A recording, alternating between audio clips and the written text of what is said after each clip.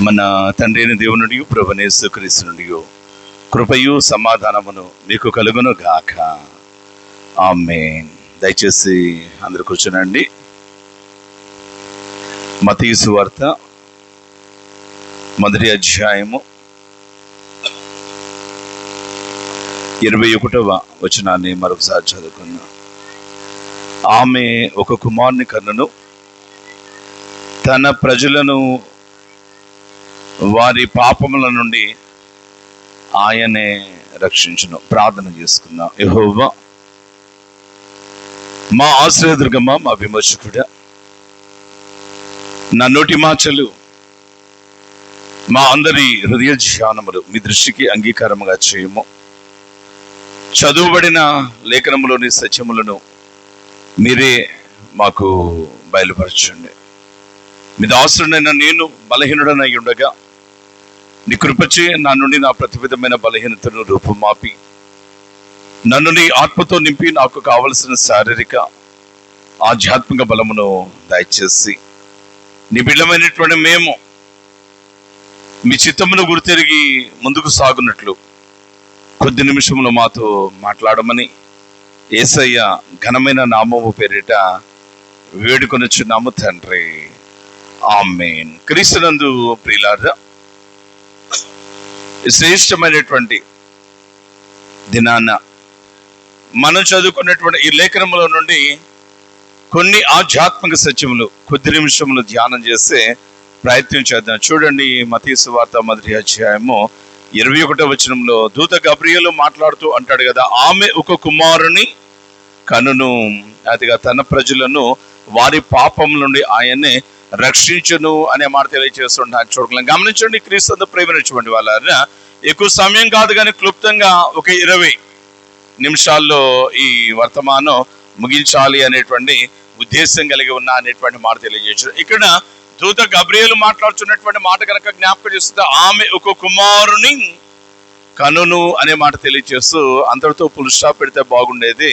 అయితే కంటిన్యూ చేస్తూ అంటాడు కదా, తన ప్రజలను వారి పాపం నుండి ఆయనే రక్షించును అనేటువంటి మాట తెలియజేస్తుండొచ్చు. అంటే ప్రభునందు ప్రేమించుకోండి వాళ్ళ ఏ కుమారుడైతే కన్య గర్భమున పుట్టబడవచ్చు ఉన్నాడో ఆ కుమారుడు యొక్క తండ్రి అయినటువంటి దేవుని యొక్క ఉద్దేశము, తండ్రి అయినటువంటి దేవుడి యొక్క ఆలోచన అనేటువంటిది, ఆయన యొక్క ప్రణాళిక అనేటువంటి దాన్ని ముందరగానే తెలియజేయచ్చు మాట్లాడుతున్నటువంటి మాటగాను చూస్తే తన ప్రజలను అంటే ఇక్కడ దూత గబ్రియేలు చేయించినటువంటి పని కనుక చూస్తే ఆ పుట్టబోయేటువంటి శిశువు ఎళ్ళ దేవుని యొక్క చిత్తము ఆలోచన ఏంటి అనేటువంటి దాన్ని కూడా ముందుగానే తెలియజేస్తూ ఉండడాన్ని జ్ఞాపకం చేసుకోవచ్చు అనేటువంటి మాట తెలియజేస్తూ ఉండాలని చూడగలం. జనరల్ గా గమనించే క్రీస్తు ప్రేమించుకోండి వాళ్ళ వివాహమైనటువంటి సమయంలో అతగా చూస్తే భార్య అనేటువంటి ఆవిడ కన్సీవ్ అయినటువంటి సమయంలో కనుక చూసుకున్నైతే చాలా మంది చాలా ఆలోచన చేస్తుంటారు.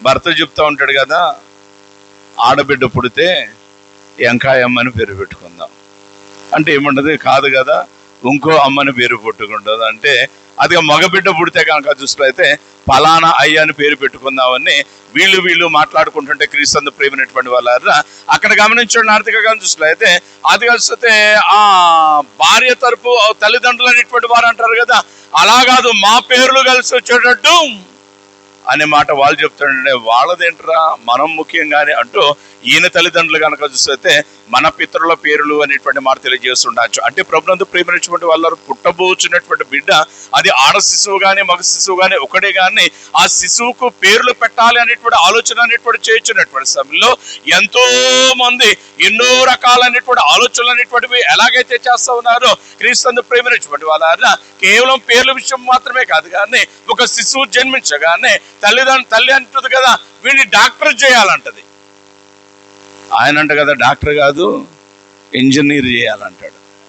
ఇంకోటి వచ్చి అంటాడు కదా ఇంజనీర్ అయితే మన వ్యాపారాలు ఎవడు చూసుకుంటాడు, వాడిని ఒక బిజినెస్ మ్యాన్ని చేయాలంటారు. అలా కాదు వీడిని పోలీస్ చేయాలంటారు, మరొకటి అలా కాదు మరొకటి చేయాలనేటువంటి మాట, అలా కాదు మరొకటి చేయాలి అనేటువంటి మాట. అంటే ప్రభునందు ప్రేమైనటువంటి వాళ్ళ పుట్టేటువంటి వాడు ఒకడే, కానీ ఆ ఒక్కడి ఎడల అనేక మంది అనేక రకాలైనటువంటి ఆలోచనలు ప్రణాళికలు అనేటువంటివి కలిగి ఉండటాన్ని ఈ లోకంలో మనం చూస్తూ ఉంటాన్ని జ్ఞాపకం చేసుకోవచ్చు అనేటువంటి మాట తెలియజేస్తున్న ఆ విధమైనటువంటి కోణంలో ఈ సమయంలో మనం చదువుకున్నటువంటి ఈ లేఖనాన్ని కనుక మనం చూసినట్లయితే ప్రభునందు ప్రేమైనటువంటి వాళ్ళ తండ్రి అనేటువంటి దేవుడి యొక్క ఉద్దేశము ఈ పుట్టబోచున్నటువంటి బిడ్డ ఎడల ఏంటి అనేటువంటిది కనుక గమనించినట్లయితే ఆయన అంటాడు కదా, తన ప్రజలను వారి పాపం నుండి ఆయన రక్షిస్తాడు అనేటువంటి మాటను తెలియచేస్తూ ఉండటానికి జ్ఞాపకం చేసుకోవచ్చు. అంటే క్రీస్తు ప్రేమైనటువంటి వాళ్ళ నేను నా కుమారుడైనటువంటి యేసుని లోకానికి ఎందుకోసం పంపుతున్నా అంటే రక్షకుడుగా విమోచకుడుగా పంపుతూ ఉన్నాను అనేటువంటిది దేవుని యొక్క ఆలోచన అనేటువంటి మాట తెలియజేస్తున్నాను. అయితే ప్రభునందు ప్రేమైనటువంటి వాళ్ళ తండ్రి అయినటువంటి దేవుడు ఈ ఆలోచన చేస్తుంటే క్రీస్తు ప్రేమైనటువంటి వాళ్ళ అపవాది అతిగా పుట్టినటువంటి బిడ్డ గురించి కొన్ని ఆలోచనలు అనేటువంటివి చేస్తూ ఉండటానికి జ్ఞాపకం చేసుకోవచ్చు. ఏంటి ఆ ఆలోచన అనేటువంటిది కనుక గమనించుంటే చదవండి, మత్తయి సువార్త 2వ అధ్యాయము 13వ వచనాన్ని కనుక మనం చదువుకున్నట్లయితే అక్కడ గ్రంథకర్త అంటాడు, వారు వెళ్ళిన తర్వాత అంటే జ్ఞానులు వెళ్ళిన తర్వాత ప్రభుదూత స్వప్నమందు యోసేపునకు ప్రత్యక్షమై హేరోదు ఆ శిశువును సంహరింపవలనే ఆయనను వెదకబోచు ఉన్నాడు. గమనించండి క్రీస్తు ప్రేమైనటువంటి వాళ్ళు. అంటే ఈ శ్రేష్టమైనటువంటి దినాన్ని కనుక జ్ఞాపకం చేస్తే జ్ఞానులేమో ఆయన పూజించాలి అనేటువంటి ఆలోచన కలిగినటువంటి వారుగా పూజిస్తూ ఉంటుంటే, అదిగా కనుక చూస్తే క్రీస్తు ప్రేమైనటువంటి వాళ్ళ యూదులకు రాజుగా పుట్టినటువంటి వాడు అనేటువంటి వాడిని బట్టి ఏదో ఒక దినాన నా రాజ్యం అనేటువంటి దానికి, నా కుటుంబం అనేటువంటి దానికి ఎక్కలేనటువంటి ఇబ్బంది అనేటువంటిది కలుగుతుంది అనేటువంటి ఆలోచన చేసినటువంటి ఈయన చేయించినటువంటి పని కనుక జ్ఞాపకం చేసుకున్నైతే హేరోదు ఆలోచన చేస్తూ అంటే ప్రియులారా అపవాది వెంటనే హేరోదులో ప్రవేశించాడు.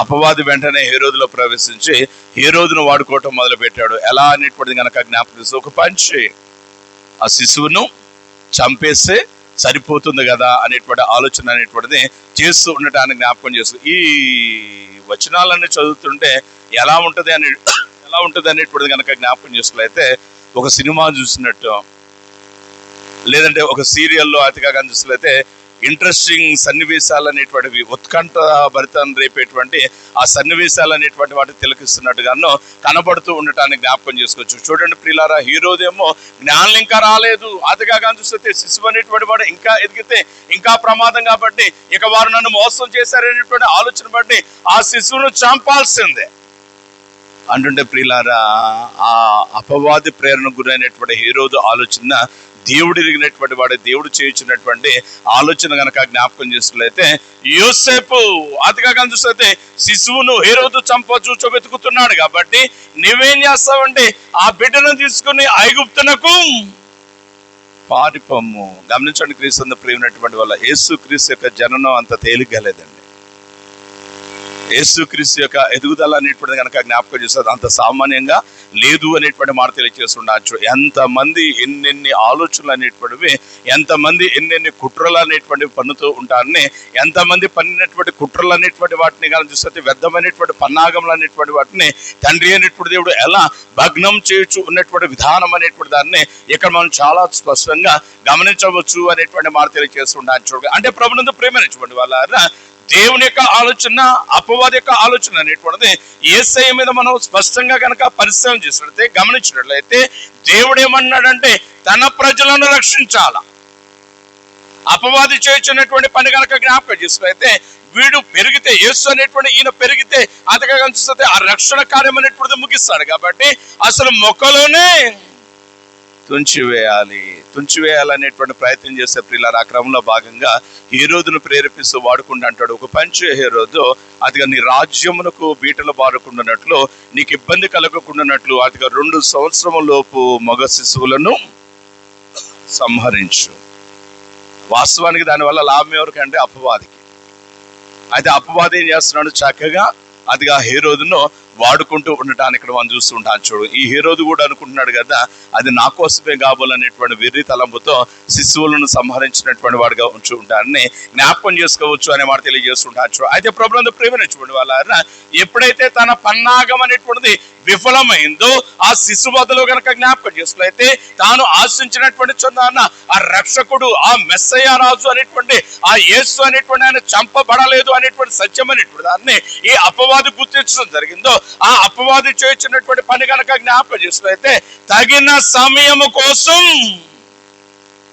మరింతగా అతిగా ఎదురు చూస్తూ ఉండటాన్ని జ్ఞాపకం చేసుకోవచ్చు. ఆ క్రమంలో భాగంగా కనుక జ్ఞాపకం చేసుకున్నైతే ఈ అపవాది ఎప్పుడు దాకా ఎదురు చూశాడు అనేటువంటిది కనుక జ్ఞాపకం చేసుకున్నైతే నాదుడైనటువంటి శిశువు అయినటువంటి యేసుకు 30 సంవత్సరాలు వచ్చేదాకా ఎదురు చూశాడు.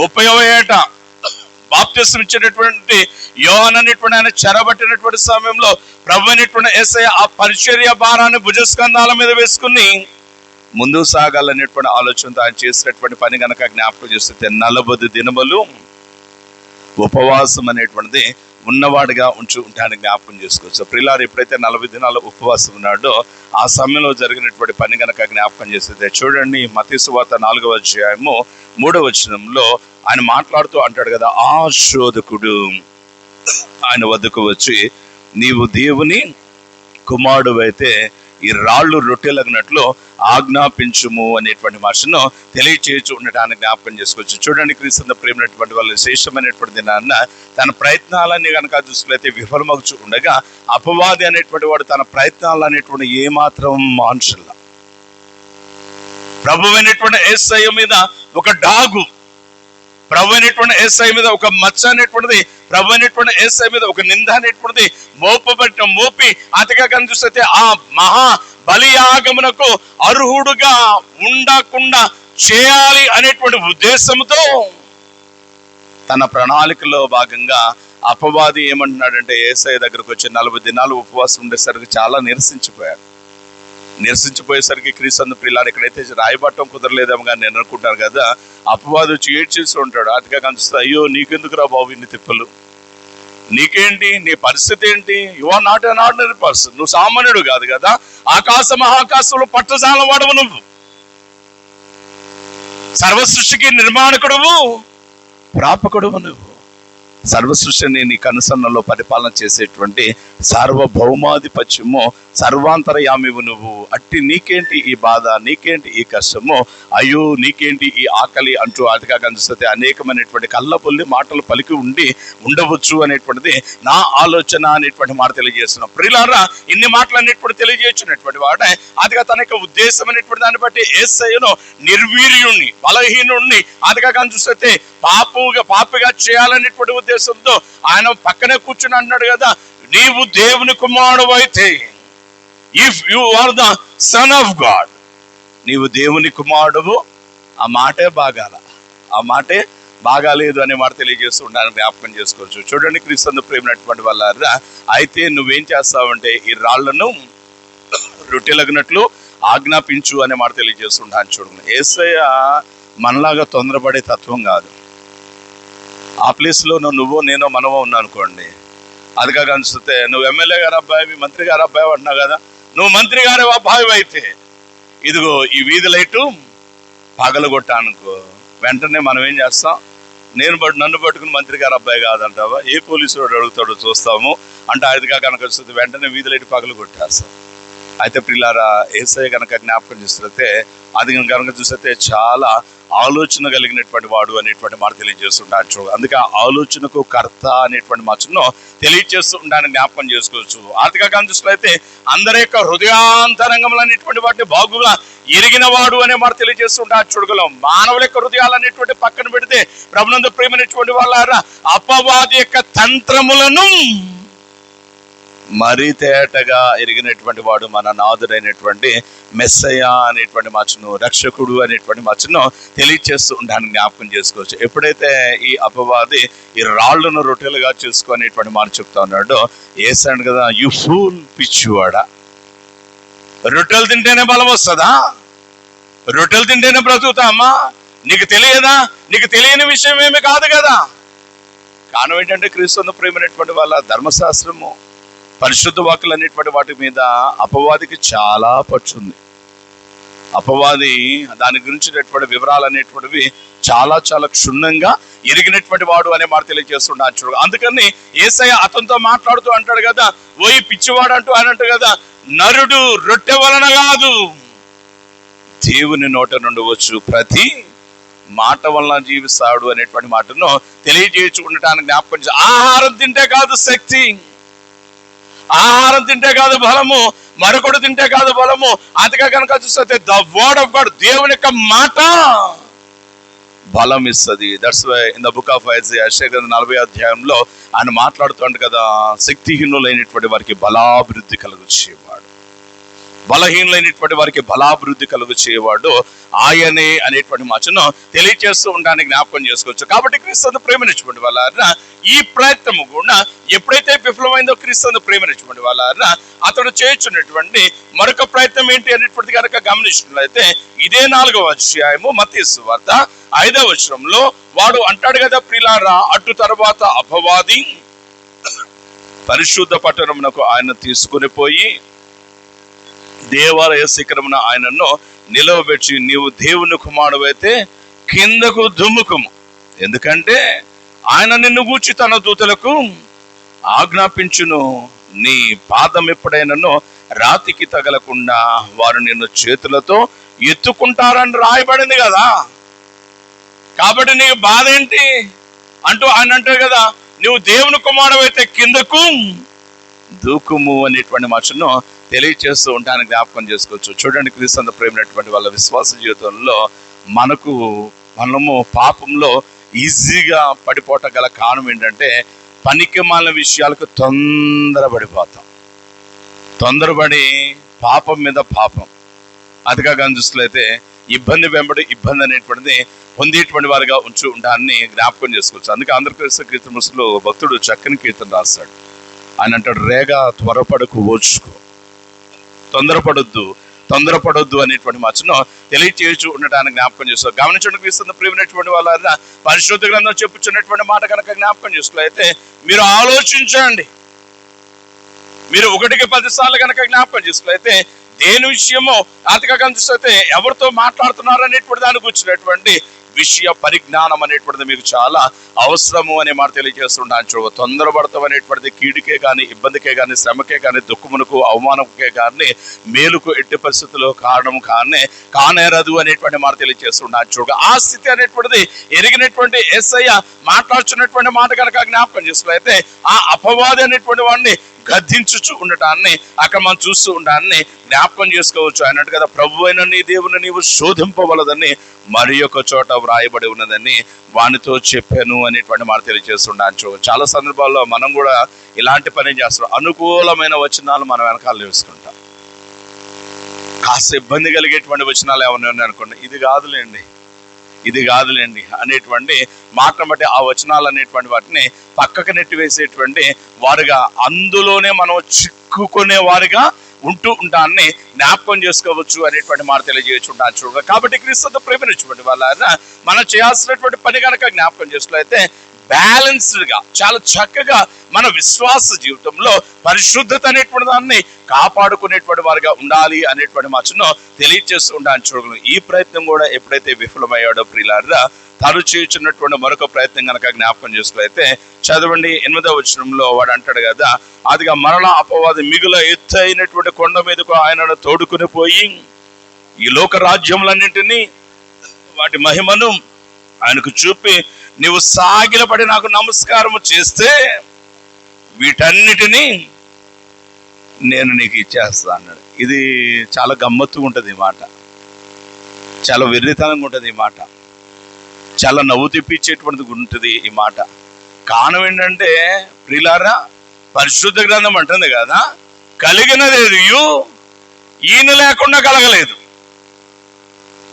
ఏదైనా ఈ సృష్టిలో ఉందంటే అది ఈయన వలనే అని అదిగా ప్రస్ఫుటంగా నొక్కి వక్కానించి తెలియజేస్తాడంటే, ఆ కలిగిన అంటే ఆయన చేసినటువంటి సృష్టిని ఆయనకే చూపిస్తూ వీడేమన్నాడు, ఇవన్నీ నీకు కావాలంటే నువ్వు నాకు నమస్కారము చే, నేను నీకు వెంటనే వాటిని ఇచ్చేస్తాను అనేటువంటి మాటను తెలియచేయచ్చు ఉండటాన్ని జ్ఞాపకం చేసుకోవచ్చు అనేటువంటి మాట తెలియజేసారు. క్రీస్తు ప్రేమైనటువంటి వాళ్ళు ఎప్పుడైతే ఈ విధమైనటువంటి పనికిమాలిన మాటలు వెంబడి ఒకదాని వెంబడి ఒకటి కనుక జ్ఞాపకం చేసినట్లయితే వరుస పెట్టి మాట్లాడుతూ ఉన్నాడు క్రీస్తు ప్రేమైనటువంటి వాళ్ళ యేసయ్య చేసినటువంటి పని కనుక జ్ఞాపకం చేసుకున్నట్లయితే అపవాదుని గద్దిస్తూ అన్నాడు కదా, సాతాన బొమ్ము అనేటువంటి గద్దింపును కనుక చూసినట్లయితే అదిగా ఇచ్చిన వాడిగా ఉంటూ ఉండాలని జ్ఞాపకం చేసుకోవచ్చు అనే వాడు తెలియజేస్తుండొచ్చు. గమనించండి, క్రీస్తు ప్రేమైనటువంటి వాళ్ళ యేసయ్య తన పరిశుద్ధతను కాపాడుకుంటానికి అదిగా తల్లి అయినటువంటి అవ్వ అనేటువంటి ఆవిడ కనుక చూసినట్లయితే పరిశుద్ధత అనేటువంటి కోల్పోవడం గల కారణం ఏంటి అనేటువంటిది కనుక జ్ఞాపకం చేసుకున్నట్లయితే ఎలాంటి శోధన అయితే అదిగా చూసినట్లయితే యేసయ్యకు వచ్చిందో అలాంటి శోధనే ఆదిలో తల్లి అయిన అవ్వ కూడా వచ్చింది. యేసయ్య ఎక్కడికక్కడ కట్ చేస్తున్నాడు, ఆమె ఏం చేస్తుంది ఎక్కడికక్కడ సూది దారం పెట్టి కుట్లేసుకుంటా అదిగా కనిపిస్తే పెంచుకుంటూ పోతూ ఉండటాన్ని జ్ఞాపకం చేసుకోవచ్చు. అందుకే పరిశుద్ధ గ్రంథంలో జ్ఞాని సొలొమోను మాట్లాడుతుంటాడు, విస్తారముగా మాట్లాడుతున్నావేమో, నువ్వు జాగ్రత్త సుమి అనే మాట తెలియజేస్తుంటే యేసయ్య అంటాడు, ఒక పని చేయరాదా నాయనలారా తల్లులారా, మీరు ఒక పని చేయరాదా అంటూ ఆయన అంటారు కదా, మీ మాటలు కొంచెముగా ఉండినట్లు చూసుకోనండి, మీ మాటలు మితముగా ఉండవలెను. అట్ ది సేమ్ టైం అన్నట్టు కదా, మీ మాటలు ఉప్పు వేసినట్టు రుచికరంగా ఉండాలా. మీ మాటలను బట్టి మీరు చిక్కుకునేటువంటి వారిగా ఉండకూడదు అనే మాట తెలియజేస్తుండొచ్చు. మాటలు బట్టి చాలా సందర్భాలు చిక్కుకుంటామండి. దావీదు తన మాటలు బట్టి చిక్కుకున్నాడు. ఒకనొక దినాన బెత్షెబాతో తప్పు చేశాడు. తప్పు చేసి ఎవడికి తెలియదు అనుకుని అదిగా కనిపిస్తే ఇది ఎవరికి అర్థం కాదులనేటువంటి ఉద్దేశంతో సింహాసనం మీద వచ్చి కూర్చున్నాడు. దేవుడు చూశాడు, దాన్ని నాతాను పంపాడు.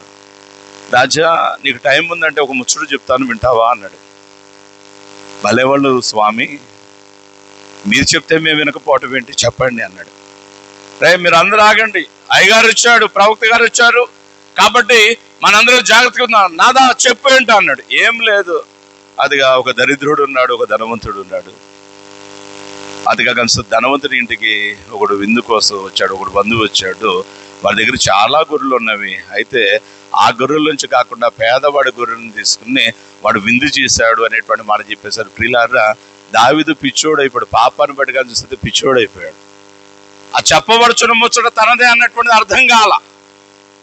అందుకే క్రీస్తు ప్రేమైనటువంటి వాళ్ళ పాపం ఏం చేస్తుందంటే మన కన్నులు మూసుకుపోయేటట్టు చేస్తుంది అనేటువంటి మాట తెలియజేస్తూ ఉండాలని జ్ఞాపకం చేసుకోవచ్చు. అందుకే క్రీస్తు ప్రేమైనటువంటి వాళ్ళ ఒక ఆయన అంటాడు కదా, ప్రభు యేసు నా రక్షక, అదిగా వసగు కన్నులు నిరతము నీ నిన్ను మంచిని చూడ మంచిని విన అదిగా కనుక చూసినట్లయితే యోగ్యమైనటువంటి విషయాలకు వచ్చినటువంటి అవగాహన అనేటువంటిది కలిగి ఉండగలిగిన సామర్థ్యాన్ని నాకు దయచేయనటువంటి ప్రార్థన చేయించుంటాను చూడాలి. అయితే క్రీస్తు ప్రేమైనటువంటి వాళ్ళ పాపంలో పడిపోయినటువంటి ఈ దావీదు అనేటువంటి ఈయన కనుక జ్ఞాపకం చేసినట్లయితే ముచ్చటను బట్టి నేనేం తీర్పివ్వాలి అనేటువంటి ఈ రందులో ఉన్నాడే కానీ అసలు ఈ కథ అంతా నాదే అన్న ఆలోచన ఏమాత్రం లేదు.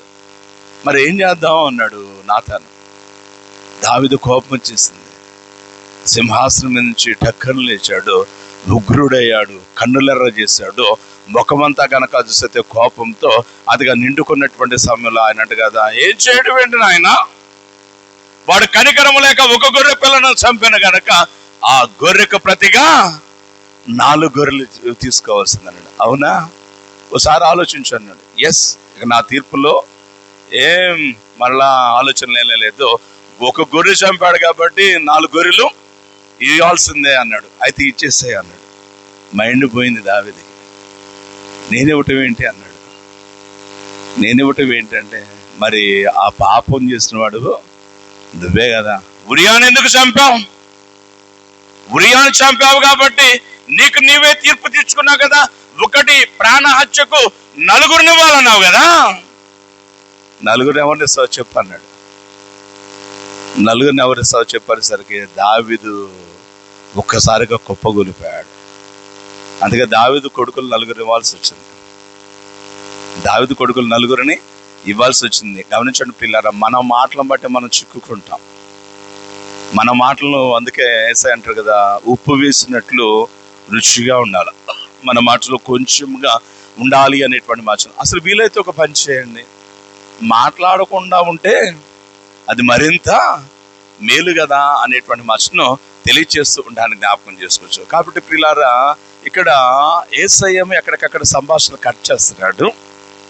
తల్లి అనేటువంటి అవగాహన చూస్తే ఇంకా ఏమైనా ఉందా దీని గురించి, ఇంకేమైనా ఉందా ఈ తోట గురించి, ఇంకా ఆ చెట్టు పరిస్థితి ఏంటి, ఈ చెట్టు పరిస్థితి ఏంటి, అదేంటి ఇదేంటి అంటూ అదిగా కనుక చూస్తే దిగంబర అయ్యేదాకా, ఆ ఏదెను తోట నుంచి మెడపట్టి బయటకు గంటపడేదాకా ఇబ్బందులు పడిపోయింది అనేటువంటి మాట తెలియజేస్తున్నాను చూడలే. కాబట్టి క్రీస్తు ప్రేమించబడి వాళ్ళ ఈ శ్రేష్టమైనటువంటి నాన్న అల్నాడు జరిగిపోబడినటువంటి ఆ ఇబ్బంది నుండి మనల్ని తప్పించడానికి తండ్రి అయినటువంటి దేవుడు తన కుమారుని పంపుతూ ఆయన ఒక ఆలోచన, ఒక ప్రణాళిక ఆ కుమారుడి గురించి చెప్తూ అంటాడు కదా, తన ప్రజలను వారి పాపల నుండి రక్షించాలి, ఇది నా ఆలోచన అన్నాడు దేవుడు. పంపబడుచున్న ఆ మెస్సయా గురించి నా ఆలోచన ఏంటంటే పాపులైన నా ప్రజలను రక్షించాలి, ఇది నా ఆలోచన, నా ఇష్టం, నా చిత్తం అన్నాడు. నో అలా జరగటానికి వీల్లేదు అంటున్నాడు అపవాది. అందుకే పిల్లలు 2 సంవత్సరాలు పిల్లలను చంపాడు, రాళ్ళను రొట్టెలుగా చేసుకో అన్నాడు. ప్రభునందు ప్రియమైనటువంటి వాళ్ళారా ఏమన్నాడు, పైనుంచి కిందకు దూకు అన్నాడు. ప్రియులారా, నువ్వు కాళ్ళకు నమస్కారం చేయి, సాష్టాంగ నమస్కారం చేయి అన్నాడు. ప్రియులారా, యేసయ్య మందలించాడు. మరొక ప్రయత్నం కూడా చేశాడండి.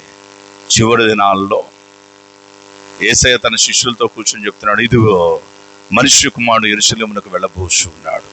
అక్కడ ప్రధాన యాజకులను, శాస్త్రులను, పెద్దలను ఆయన పరుచుకుంటారు, ఆయన అవమానానికి గురి చేస్తారు, ఆయన కొరడాలతో కొడతారు, ఆయనను చంపుతారు అనే మాటలు ఆయన వారితో చెప్పుచూ ఉండగా పేతురు ఆయన చేయి పట్టుకుని ఆయనను గద్దింపసాగెను. పేతురు ఏం చేస్తున్నాడు, నాదా ఆగు ఆగు ఆగు ఆగు, నువ్వు చస్తే ఎట్లా, నువ్వు చావటానికి అసలు వీళ్ళేనే లేదు అన్నాడు. ప్రియులారా, ఈయన చావటానికి వీల్లేదు అంటున్నాడు. యెషయా గ్రంథము దట్స్ మేబీ ఇన్ 55వ అధ్యాయంలో అనుకుంటా. ఆయన అంటాడు, అతడు నలగొట్టబడ్డ యెహోవాకు ఇష్టమాయను. కుమారుడు తన్నులు తింటాం, కుమారుడు చిత్రహింసలకు అతిగా చూసినట్లయితే అప్పగింపబడటం, కుమారుడు అవమానకరమైన, యాత్రాకరమైన, బహు భయంకరమైనటువంటి మరణం అనేటువంటిది అనుభవించడం అనేటువంటిది యెహోవాకు ఆయన తండ్రికి ఇష్టమాయను అనే మాట ఆదిలోనే ప్రవక్తల ద్వారా చెప్తే పేతురు ఏమన్నాడు, బోధకుడా ఇవన్నీ నీకు దూరమగు గాక అంటే యేసు అన్నాడు, సాతానా ఆగు, సాతానా ఆగు, మొదటి నుంచి నీవు నాకు అభ్యంతర కారణమై ఉన్నావు. నీకు తెలియదా నేను నా తండ్రి పనుల మీద ఉండవాలని? యేసయ్య తల్లిదండ్రులతో అన్నాడు, ఇదే మాట ఇతంతో కూడా చెప్తూ అన్నాడు. మీకు తెలియదా అంటే ఆయన అంటాడు కదా, మనిషి కుమారుడు ఎందుకోసం వచ్చాడు, అనేకులకు ప్రతిగా విమోచన క్రయధనముగా తన ప్రాణమును పెట్టుటకు మనిషి కుమారుడు ఈ లోకమునకు వచ్చాను అనే మాట తెలియజేస్తుంటాను జ్ఞాపకం. ప్రియులారా, ఆ ప్రయత్నం కూడా పోయింది. ఇక సిలువ మొదలైంది. ఇక్కడన్నా దొరుకుతాడేమో అయ్యి అనుకున్నాడు, ఎక్కడైనా దొరుకుతాడేమో అనుకుని అంటే అక్కడ కూడా దొరకల. ఇక మరి 4-5 నిమిషాల్లో ప్రాణం పోయే సమయం వచ్చింది. ఆ సమయంలో కూడా అపవాది తన ప్రయత్నం మానల. ఒక పక్కన ఉన్నటువంటి దొంగలో దూరి వాడిని ప్రేరేపిస్తూ అంటాడు కదా, నీవు దేవుని కుమారుడు అయితే నిన్ను నీవు రక్షించుకుని మమ్మల్ని కూడా రక్షించు. చూసారా ప్రియులారా, మత్తయి సువార్త 1వ అధ్యాయం 21వ వచనంలో ఆ పుట్టబోయేటువంటి యేసు బాలుడి ఎడల, ఆ మెస్సయా రాజు ఎడల దేవుడు తన ప్రణాళిక చెప్తున్నాడు. ఏంటి? తన ప్రజలను ఆయన వారి పాపల నుండి ఆయనే రక్షిస్తాడు. ఇది దేవుని ప్రణాళిక, దేవుని చిత్తం. మరి అపవాది చిత్తం, ఈయన శిలువ యాగం సలపడానికి వీళ్ళేనే లేదు. కాబట్టి ఎప్పుడు అవకాశం దొరికిద్దా, ఎప్పుడు ఆయన్ను అదిగా కనిపిస్తే ఈ శిలువ యాగమునకు పనికి రాకుండా చేద్దామనేటువంటి అనేక ప్రయత్నాలు అనేటువంటి చేసినటువంటి వాడిగా ఉంచి ఉంటాను. చూడకుండా ప్రభునందు ప్రేమినటువంటి వాళ్ళ ఈ శ్రేష్టమైనటువంటి దినాలు కనుక జ్ఞాపకం చేసుకున్నట్లయితే మన మీద కూడా అనేక మంది అనేక రకాలైన ప్రణాళికలు కలిగి ఉంటారు. ఓ తల్లి ఓ కూతురి వల్ల ఒక ఉద్దేశం కలిగి ఉంది. ఆ ఉద్దేశాన్ని సమయం వచ్చినప్పుడు వెంటనే కక్కేసింది. మమ్మీ రాజుగారి దగ్గర నేను నాట్యం ఆడాను, చాలా సంతోషించాడు, ఏం కావాలా చిన్న అడుగు, నీకు అర్ధరాజ్యం ఇచ్చేదా అన్నాడు. అడిగేదా అంది. వెంటనే ఆమంటుంది, no no no no no, అలా అడగొద్దు. మరి ఏం అడగమంటావు అంటే ఆమంటుంది, బాప్తిసం ఇచ్చే యోహాను తల అడుగు. బాప్తిసం ఇచ్చే యోహాను అంటే ఆమె ఆలోచన, ఆమె చిత్తం, ఆమె ప్రణాళిక ఏంటి? బాప్తిసం ఇచ్చే యోహాను చంపాలంట కూడా. కారణం ఏంటంటే తప్పుడు పని చేస్తారు, పనికి మాలినానా అన్నాడు. నీకు బుద్ధి లేదా? ఎందుకు ఇలా దౌర్భాగ్యంగా తయారయ్యావని ఆ నీతిమంతుడైనటువంటి, ఆ స్త్రీలు కరిగినటువంటి వాళ్ళు గనుడైనటువంటి బాప్తిసం ఇచ్చేటువంటి యోహాను మందలించిన విధానం బట్టి ఆమెకు రోషం వచ్చిందట, ఆమె కోపం వచ్చిందట. రోషం వస్తే బ్రతుకు సరి చేసుకోవాలి. నన్ను అలా అన్నావే, ఇప్పుడు చూడు నా బ్రతుకు, నేను మునుపట్లాగా ఉన్నానా స్వామి అంటే బాప్తిసం ఇచ్చే యోహానే ఆమెను పక్కకు అది కాదు తీసుకుని ఆమెను దగ్గరకు చేర్చుకుని ముద్దాడేవాడేమో, బలా బలా బలా అని. అయితే ఆమెకు పనికి మాల రోషం వచ్చింది. రోషం బట్టిగా చూస్తే కూతురు బ్రతుకు నాశనం చేస్తుంటుంది. ఏం చేస్తుంటే బాప్తిసం ఇచ్చే యోహాను తలను అడుగు అంటే ఆమె ఆలోచన ఏంటి, ఆమె చిత్తం ఏంటి? బాప్తిసం ఇచ్చే యోహాను తల అనే మాట తెలియజేస్తున్నాడు. చూడు, ఒక ఆయన ఉన్నాడు ధనవంతుడు, నా ఇష్టం నా చిత్తం ఏంటంటే అంటూ ఆయన అంటాడు కదా, తింటాం త్రాగటం సుఖంగా ఉంటాం, ఇదే అంటున్నాడు. ఇంకొక ఆయన ఉన్నాడండి, సొలొమోను కుమారుడైనటువంటి రాజు అయిన రెహబాము, నా స్నేహితులు ఏం చెప్తే అదే నా చిత్తం నా ఆలోచన అన్నాడు. క్రీస్తు ప్రేమైనటువంటి వాళ్ళారా, నీ తల్లిదండ్రుల ఆలోచన బట్టి ఒక్కొక్కసారి నువ్వు చెడిపోవచ్చు.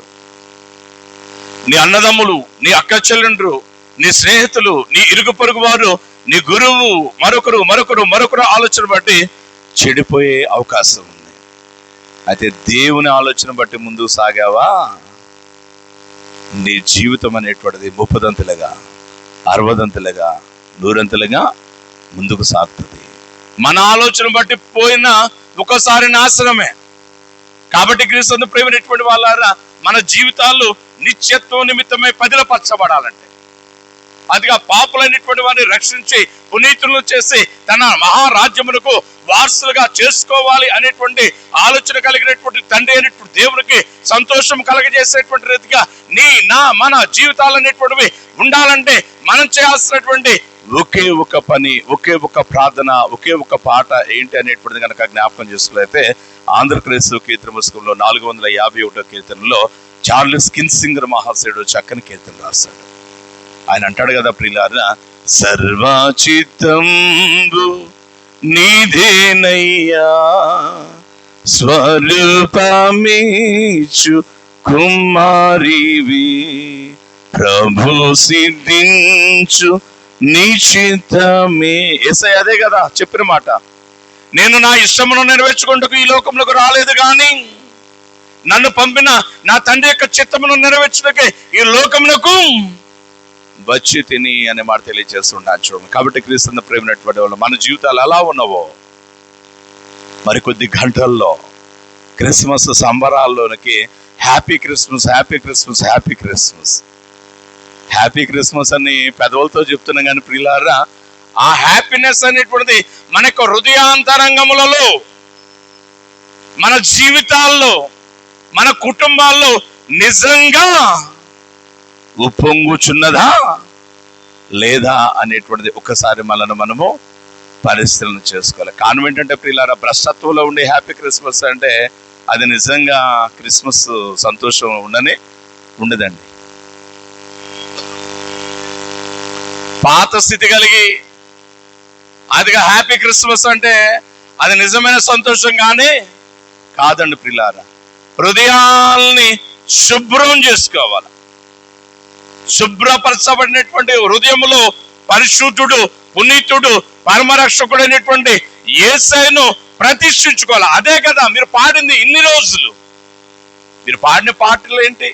ఓ యేసు పాన్పుగా నా ఆత్మ చేకొని, నా ఆత్మలో, నా మనసులో, నా స్థితిగతుల్లో నువ్వు పానుపుగా చేసుకుని పవళించు స్వామి, నన్ను నడిపించు అనే మాటను తెలియజేస్తూ ఉండడానికి జ్ఞాపకం చేసుకోవచ్చు. గమనించండి, క్రీస్తు ప్రేమించినటువంటి వాళ్ళ ఒక సెమీ క్రిస్మస్ సెలబ్రేషన్ జరుగుతుందట.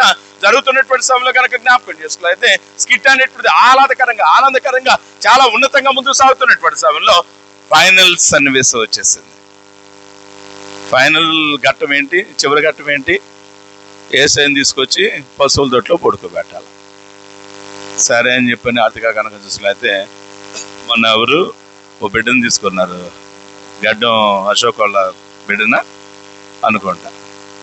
బిడ్డను అడగడానికి వీళ్ళు సాహసం చేయాల, ఎందుకంటే తల్లి ప్రేమ గొప్పది.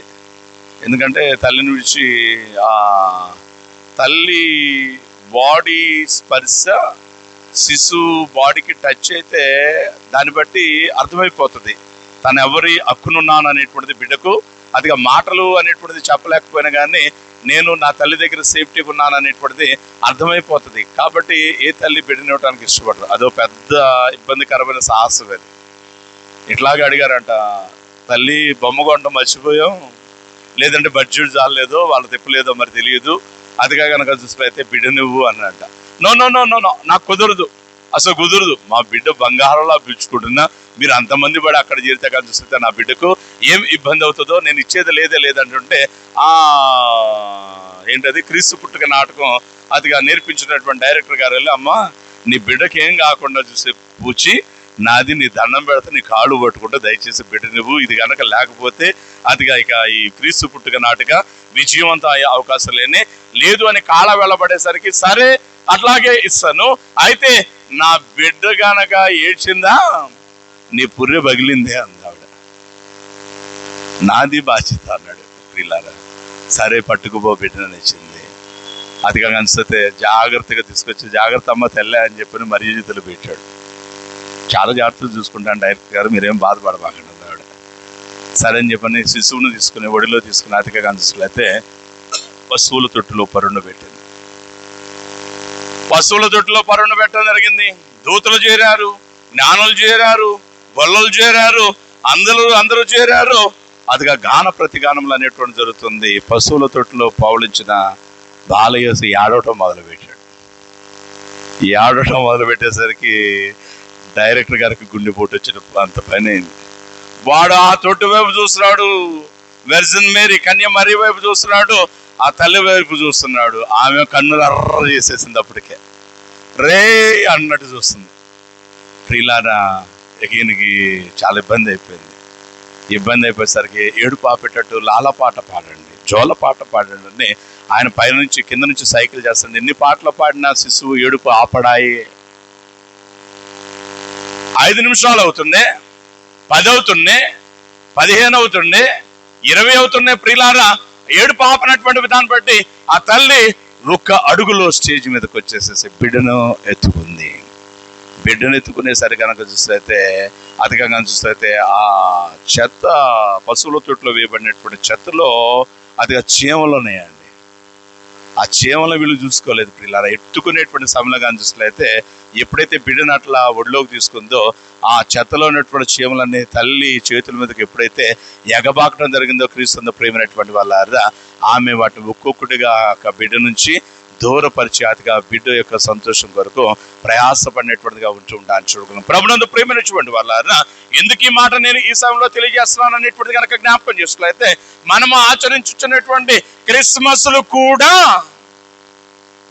ఇలాగే ఉంటాను. మేము హృదయాంతరంగంలో పనికి మాలినటువంటి స్థితిగతులు నింపుకొని క్రిస్మస్ రంగంలో కొత్త బట్టలు వేసేసుకుని కనపడ్డ వాళ్ళందరికీ అలా షేక్ హ్యాండ్ ఇచ్చి happy Christmas brother sister, happy Christmas అండి, హ్యాపీ క్రిస్మస్, హ్యాపీ క్రిస్మస్ అంటే ఇంకొక అడుగు ముందుకేసే రాత్రి అంతా ఏదో చేసేసాం అన్నటువంటి రీతిగా కళ్ళు ఎర్రగా కాయలు కాసేలాగా అదిగా తెల్లారి కనుక చూస్తే ఆరాధనకు వచ్చి ఎదుటోడి మీద పడి నిద్రపోయేలాగా అదిగా రాత్రి అంతా కల్లాపు చల్లి ముగ్గురు వేసి అదిగా పెద్ద పెద్ద అక్షరాలతో హ్యాపీ క్రిస్మస్, హ్యాపీ క్రిస్మస్ అని చెప్పి రాసి వాటికి అద్దకాలు వేసి ఫోటోలు తీసి వాట్సాప్లు స్టేటస్లు పెట్టి ఫేస్బుక్లో ఇన్స్టాగ్రామ్స్లో పెట్టి ఎన్ని లైక్లు వచ్చినాయి, ఎన్ని కామెంట్లు వచ్చినాయి. ఎవరికి కావాలి ఇది? నీ యేసయ్యకి ఏం కావాలి? నీ యేసయ్యకు ఏం కావాలి? గమనించండి క్రీస్తు ప్రేమైనటువంటి వాళ్ళ ఎలాంటి క్రిస్మస్ మనం ఆచరిస్తున్నాం, ఎలాంటి క్రిస్మస్ ఆచరిస్తున్నాం. ఎన్నో వత్సరాలుగా క్రిస్మస్ ఆచరించుచున్న మనం మరికొద్ది గంటల్లో ఆయన మహాకృపను బట్టి మరొక క్రిస్మస్ పర్వదినములోనికి ప్రవేశించబోచున్న మనం ఇంటికి వెళ్ళాక ఒక్కసారి మనల్ని మనం పరిశీలన చేసుకోవాలి.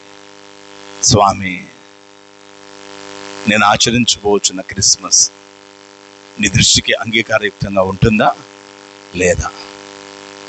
నిన్ను సంతోషపెట్టే క్రిస్మస్ నేను జరుపుకోబోతున్నానా లేదా? ఒకవేళ నిన్ను సంతోషపెట్టే క్రిస్మస్ గా నేను ఆచరింపబోయే క్రిస్మస్ లేకపోతే నీకు సంతోషం కలగ చేయకుండా ఉండటానికి కారణాలు ఏమైతే నాలో నా కుటుంబంలో ఉన్నవో వాటన్నిటిని నా నుండి తీసివే